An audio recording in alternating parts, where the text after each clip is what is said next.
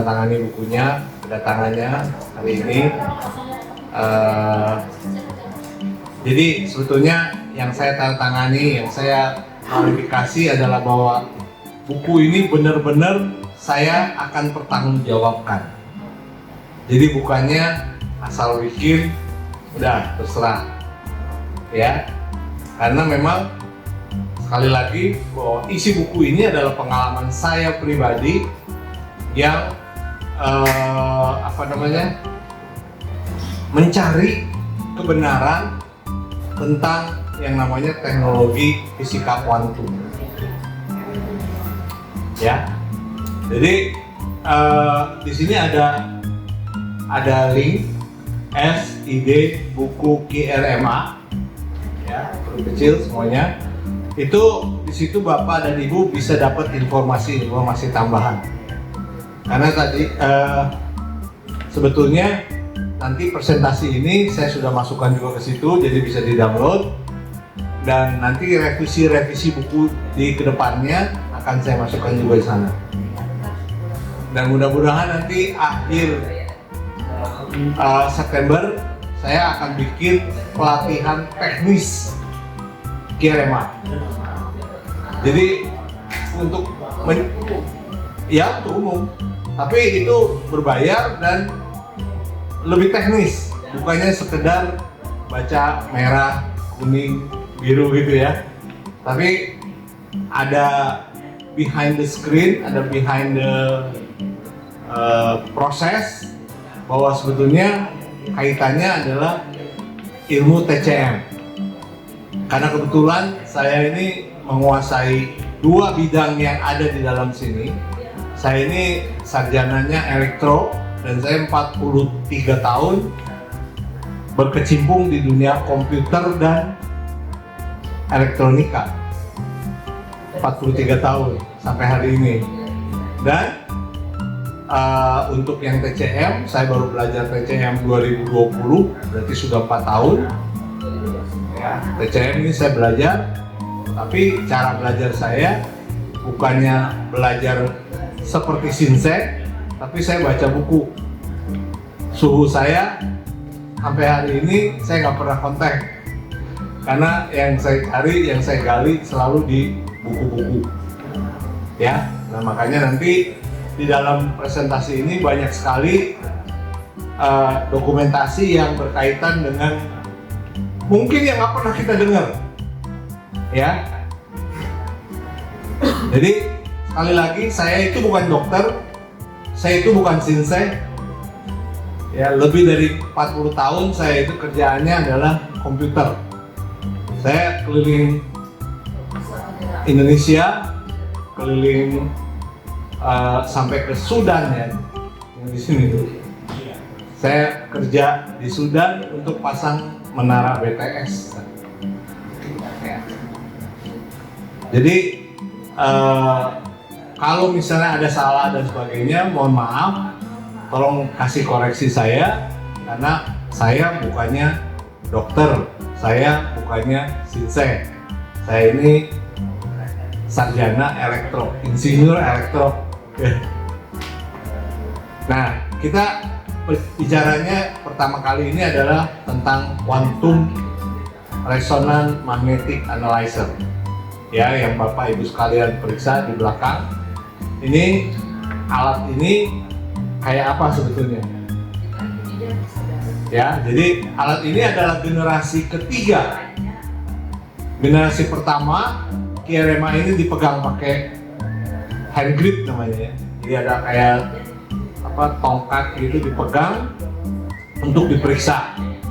Kemudian generasi kedua yang berapa tahun yang lalu, 2 tahun yang lalu ya, kita kesini juga nih ke tempat ini, ke tempat Pak Sani, itu dipegang pakai tangan, telapak tangan. Nah, yang sekarang generasinya adalah kita masukkan ke 3 jari ini, antara 3 jari. Kenapa cuma bisa 3? Karena ukuran jempol dan kelingking ini nggak sama.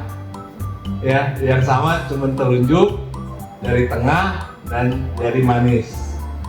Yang ini kegedean, yang ini kecilan. Dan ini biasanya dipakai di rumah sakit. Ya, 1 tahun saya di rumah sakit, setiap hari pakai itu tuh, ditunjuk ya, buat meriksa denyut jantung, ya, dan sebagainya. Ya. Jadi ya ini adalah versi terakhir, generasi terakhir. Tetapi kalau kita lihat softwarenya sama dengan yang versi-versi sebelumnya. Softwarenya.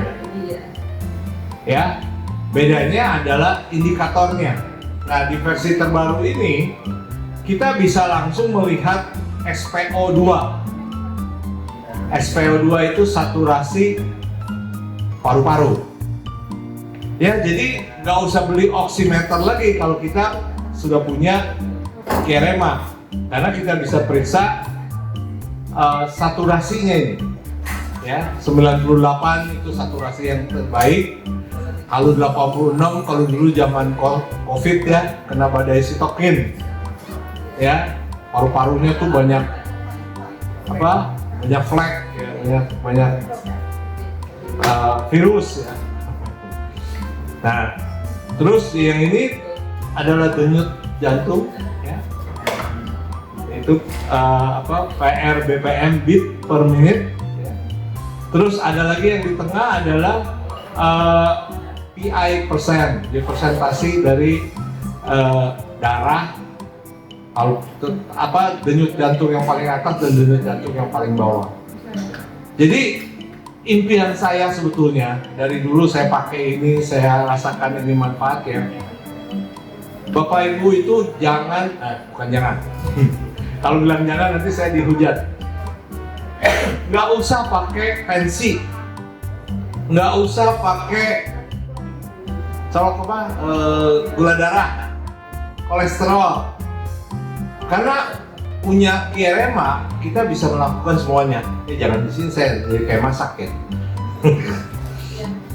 Ya, jadi dengan ini kita bisa menggantikan semua peralatan kesehatan yang ada di rumah dengan cukup kita periksa ini secara rutin.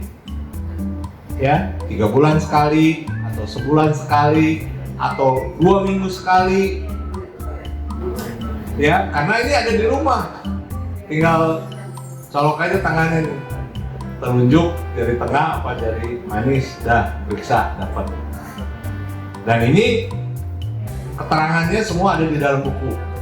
Bagaimana ngelihat sumbatan jantung, ada.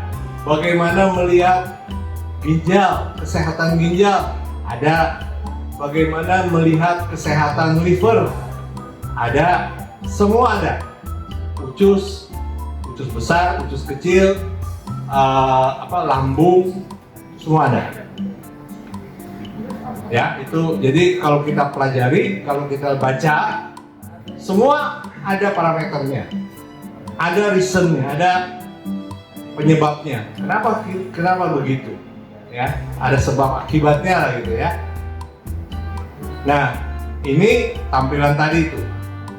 Jadi bisa periksa untuk laki atau perempuan. Untuk laki jarinya jari kiri, untuk perempuan jarinya jari kanan.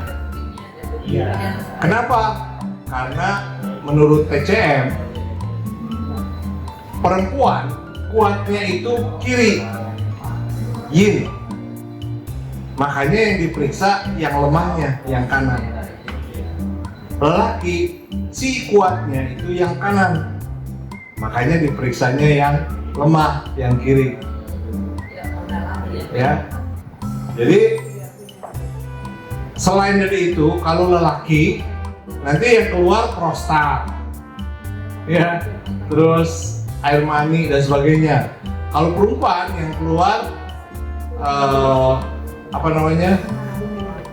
kandungan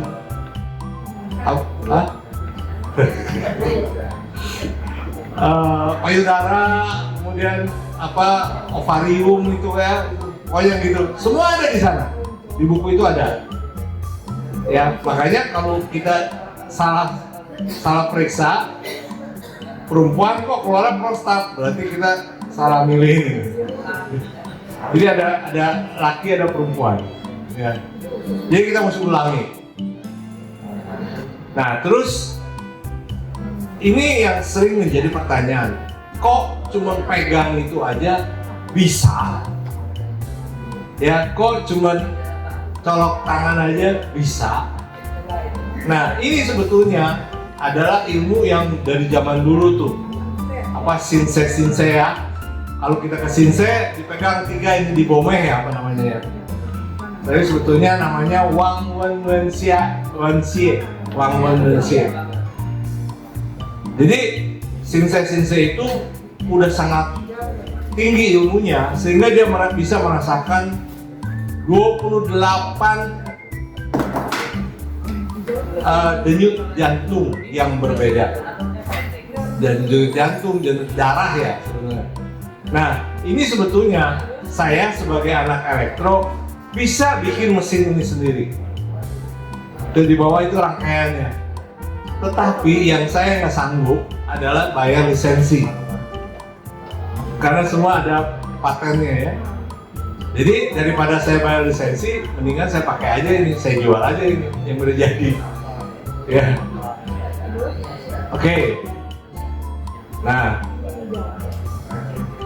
kemudian kalau kita lihat hasil dari pemeriksaannya, ini ada warna-warna hijau, biru, kuning, merah, ada ke kiri, ada ke kanan. Nah, di TCM itu ada yang namanya yin dan yang. Kalau kekurangan yin, adanya di sebelah ya kiri ya, kirinya ibu, kanannya saya. Kalau kelebihan adanya di sebelah kanan. Ya. Nah, kalau adanya di biru, ini bisa nyala. Bisa. Oke. Kalau adanya di biru, ini kita nggak usah perhatikan. Ya, karena logikanya setiap saat bisa ke hijau. Hijau itu adalah seimbang, yin dan yang. Jadi kita itu mesti seimbang. Kehidupan kita ini mesti seimbang. Nggak boleh kelebihan, nggak boleh kekurangan. Ya, kalau kekurangan kita mesti bikin lebih, naikkan. Kalau kelebihan mesti kita kurangi. Ya. Nah, kalau di kuning ini mesti hati-hati. Apa yang mesti hati-hati? Karena begitu kita ke merah, ini udah kelihatan di lab dokter. Ya, sudah kelihatan nih kalau udah di merah nih. Kalau di kuning, kemungkinan diperiksa di lab belum ada indikasi apa-apa. Tapi di KIREMA sudah kasih tahu hati-hati, ya, karena nanti kalau sudah ke merah itu akan berbahaya. Oke? Nah, sampai hari ini saya sudah periksa 1089 orang. Jadi saya sudah punya database 1089 orang. Jadi mestinya saya udah bisa bikin jurnal sendiri. Jurnal artinya saya sudah punya pengalaman ribuan orang yang saya periksa. Dan ini bukannya dari satu kota ya, saya berkeliling ke Pontianak, Jakarta, Bandung, Bogor, Cirebon, Semarang, Jogja, Surabaya, Denpasar, Samarinda, dan Makassar dalam periode 2021 sampai 2024. Ya, ini saya bongkar database-nya nih, ya, di komputernya. Mungkin nggak ada orang yang bisa melihat ini. Ya, jadi kalau misalnya ada yang bilang saya sudah periksa 1000 orang, mana buktinya? Nah, ini buktinya. Saya bisa kasih lihat tuh. Ke nomor 1089 CC. Sebenarnya di sebelah sana ada tanggal dan sebagainya, cuma saya cut aja. Ya. Nah, diagnosis kedokteran barat dan kedokteran timur TCM berbeda. Kalau kita lihat ya, yang sebelah kiri itu TCM nih. Yang sebelah kanan kedokteran barat. Yang kedokteran barat itu yang dilihatnya apa? Panas, lembab, kering. Ya, sedangkan yang kedokteran timur cuma dua, angin, dingin. Jadi parameternya cuma dua. Kalau yang ini tiga nih, panas, lembab, kering. Dan kalau kita lihat lagi di KIREMA, itu yang kita periksa adalah kecepatan darah. Sedangkan kalau kedokteran barat, darahnya diperiksa di mikroskop. Dia dikasih regen. Oh, ini gulanya tinggi. Oh, ininya tinggi, dan sebagainya. Ya. Nah, ini nih intisari antara kedokteran barat dan kedokteran timur. Kalau kedokteran barat, kita itu bilangnya sehat, saya sehat nih. Kalau kedokteran timur, saya sebutnya adalah seimbang, hijau tadi, warna hijau. Kalau kedokteran timur, TCM, ini dibilangnya di kedokteran barat bilangnya subklinis. Artinya apa? Kita makan obat. Kalau setiap hari makan amlodipin, kalau setiap hari makan apalah, saya juga nggak tahu ya. Saya udah berusaha untuk melupakan obat-obatnya. Itu namanya subklinis. Ya. Nah, kalau sudah nggak mempan obat, dokter biasanya suruh operasi. Operasi ini namanya klinis.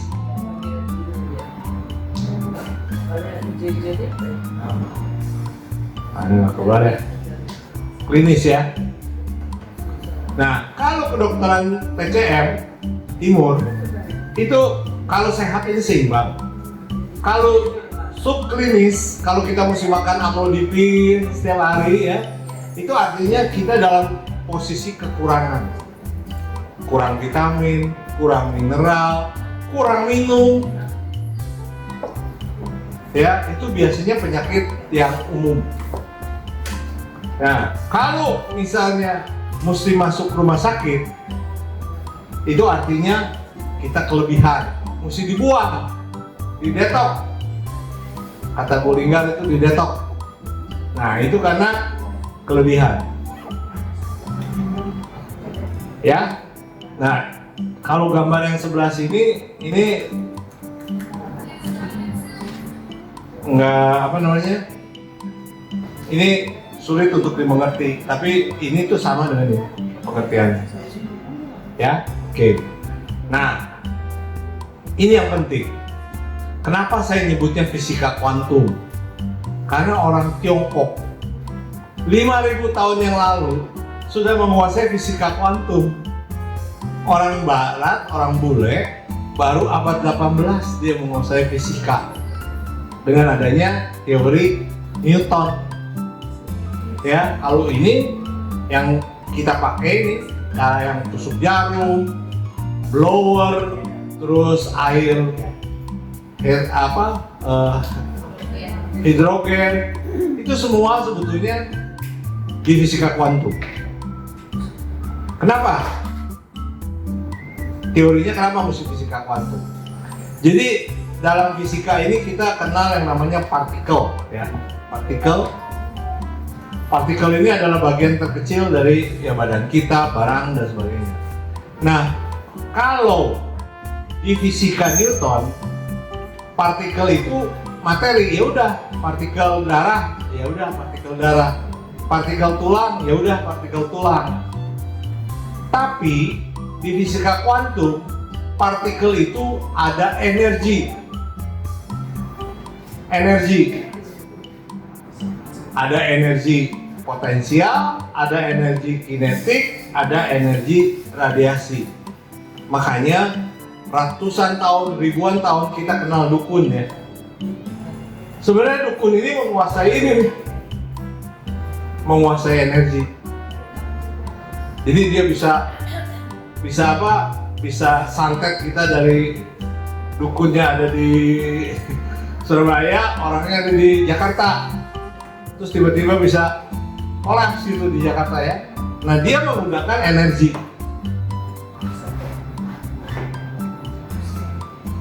Ya, nah itu teorinya di fisika kuantum. Oke, nah jadi yang kita pelajari sekarang adalah bagaimana kita mengukur energi ini dengan menggunakan KLMA. Makanya tadi saya bilang kan darah, kecepatan darah itu adalah energi, bagaimana darah ini bisa jalan, mengalir. Nah, energi itu menyebabkan kita sakit kalau stuck, ya. Nah, ini perbandingan antara kedokteran barat dan TCM.